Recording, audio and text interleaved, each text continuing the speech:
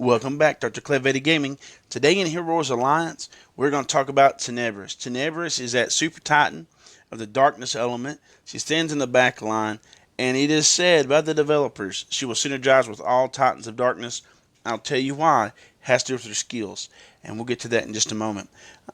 When we look at the artifacts, her weapon brings physical attack. The Crown of Darkness is like everyone else's. It gives extra damage to fire, earth, and water, and brings extra defense from fire, earth, and water titans. It's just another nail in the coffin when it comes to PvP on the elemental titans.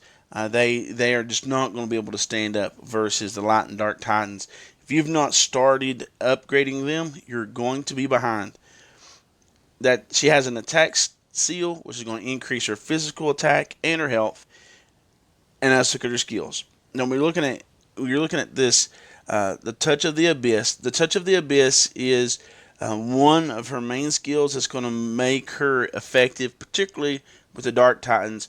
You have Kuros, Moore, and Brewstar. When you look, notice it says temporarily curses the nearest enemy, prioritizing enemies not affected by the curse yet. The cursed enemy receives damage every second and cannot restore energy. If the enemy dies while the curse is in effect, part of their base attack and health is transferred to all darkness titans and an ally with the highest physical attack. So let's think about it. When we look at this, if you have the other three darkness titans, you're going to end up getting a healing factor from Tenebris. Then it also says the ally with the highest physical attack. So if you were running all four Dark Titans plus Araji is also going to get that effect. If you be so bold as to put Solaris, the Light Titan and Super Titan in there, then she may get this attack, this bonus. Depends on how you match her up with Brewstar. But when you look at this, it's going to be a healing factor on the Dark Titans. The Light Titans, they have Solaris and Yari. They bring the healing. But this one may bring more. Now notice, it doesn't curse the same Titan every time. It curses, first of all, the one in the front.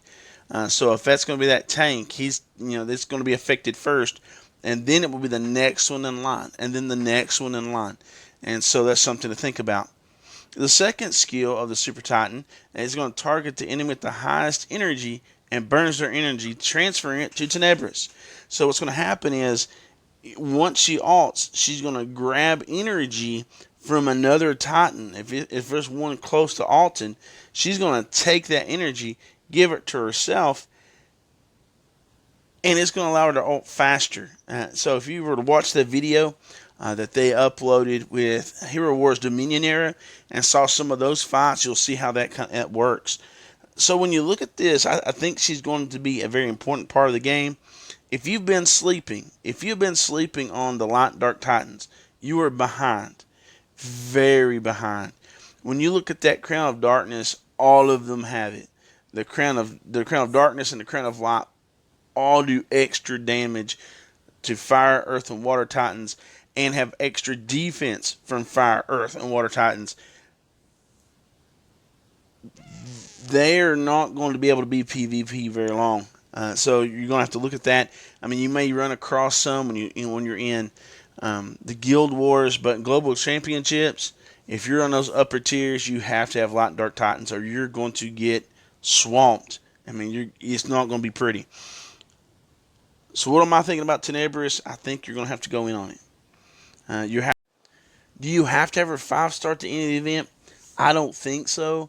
Hopefully they'll start releasing some soul stones to like Solaris and then later Tenebris.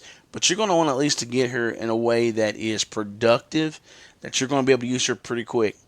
Okay, guys, what do you guys think about Tenebris?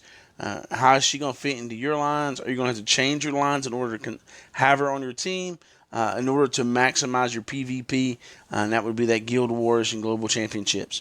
Okay, guys, leave a comment, start a conversation about it. Until next time, we'll catch you in the arena.